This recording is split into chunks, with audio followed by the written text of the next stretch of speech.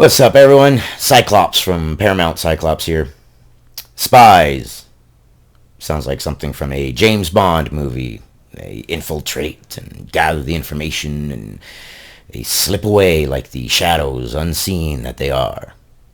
Maybe not quite so action-packed as a James Bond movie, but we do know spies exist. So before I get into this story here from the Daily Mail about Trump's tweet of a Chinese professor detailing how the Chinese have infiltrated the inner circle of the United States government, I need to show you that, yes, these things actually happen. So recently, Christine Fang, which everybody says is a suspected Chinese spy. No, she's a Chinese spy. She shows up, she helps out several mayors, sleeps her way into information. She even helped out a very famous politician with his campaign and helped him get elected at the behest of her handlers. Then when the FBI came a knocking, well, she wasn't around. So no, it hasn't come out saying that, yes, she is a spy, but if you can add 2 plus 2, you can kind of garner that, well, she's probably a spy. So Eric Swalwell was one of the individuals that she got close to. In fact, she helped campaign and get him elected. This is a picture of Christine Fang, or Fang, with Eric Swalwell. Yeah, why not? Let's take a crack at this. Captions read something to the effect of pictured. Eric Swalwell left, had several interactions with suspected Chinese intelligence operative Fang, and then they give the credit to Axios. It's not perfect, but it's a basic interpretation. Yeah. So from the Daily Mail, Trump tweets video of Chinese professor claiming that Beijing can swing U.S. policy because it has people at the top of America's core inner circle of power, in a clip that has been deleted from social media in China. When it doesn't get deleted on social media in China. President Donald Trump has tweeted a video of a Chinese professor, suggesting that China has managed to influence U.S. policy for decades, thanks to a special network of relationships with people at the upper echelons of America's power. More specifically, he detailed how they wormed their way in through Wall Street. He said Wall Street has great sway over our politicians. Okay, well, that's not much of a stretch. We already know money and politics go hand in hand, and the more politics there are, the more money there is, and the more money there is, the more politics there are. So that kind of makes sense. If I was going to get close to a politician in another country, I would find out, well, where they get their money from. And let's put people in where they get their money from, and from there, we'll work our way in, because we don't even have to go to them. They'll come to us. Why? Money. The video, which had originally been posted on Weibo, but it's been archived literally everywhere.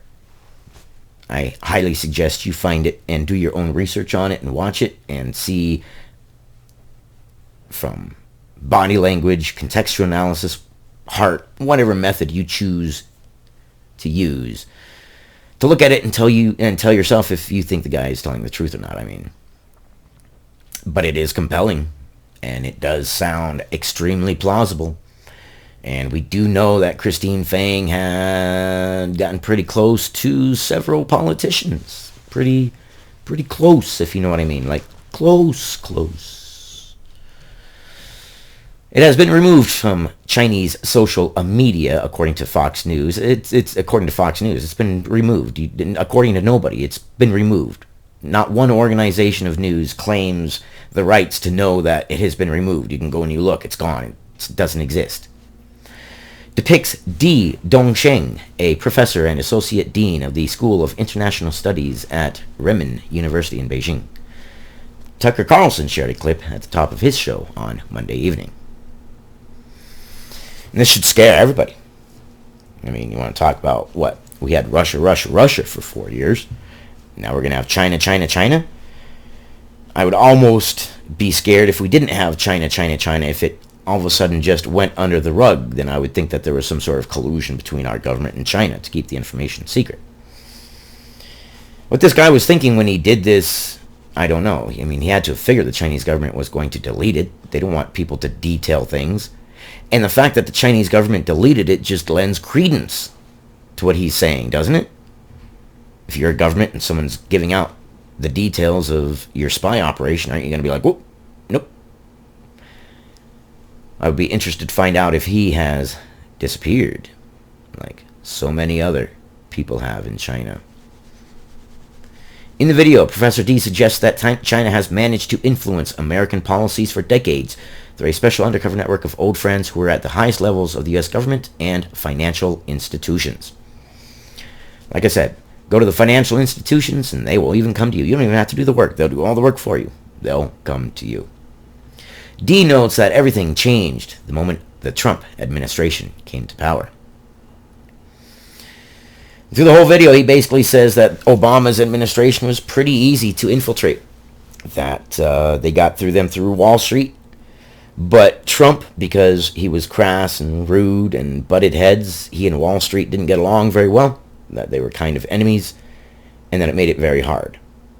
And then he goes on to state that he is very proud and very happy that Joe Biden got elected, and that they hope that they can go back to spying on us as normal. Well, he doesn't say spying on us as normal, but you get the idea. Although D said he was unable to give specific details without compromising the identities of those involved, he revealed how President Trump's trade war with China caused huge upset over ties that had been nurtured for decades between Washington and Beijing. Follow the money. I mean, we all know this. I'm preaching to the choir, I know, but follow the money. I mean, that's where you're going to find it. Trump, this is D speaking. Trump waged a war with us. Why couldn't we handle him? Why is it that between 1992 and 2016, we always resolved issues with U.S.? Did you guys know? D asked the Chinese audience in his 18-minute long presentation. Now I'm going to drop a bomb. Because we had people up there inside America's core circle of power. We had our old friends, said D, noting that he needed to speak carefully so as to not reveal the identity of those involved. Like I said, they got in through Wall Street. Smart. You don't have to do very much work. If you hold the money and you flaunt the money, the politicians will come to you. You don't even have to old school James Bond sneak into the room. No. Sit in your office. Have the money. Let it be known the money's available. And they'll come to you. Brilliant. Just purely brilliant. In plain and simple language, during the last 3 to 4 decades, we used the core circle inside America's real power, D said. Wall Street had a very profound influence over America's domestic and foreign affairs since the 1970s. We used to rely heavily on them. And that's very smart. China is not our friend.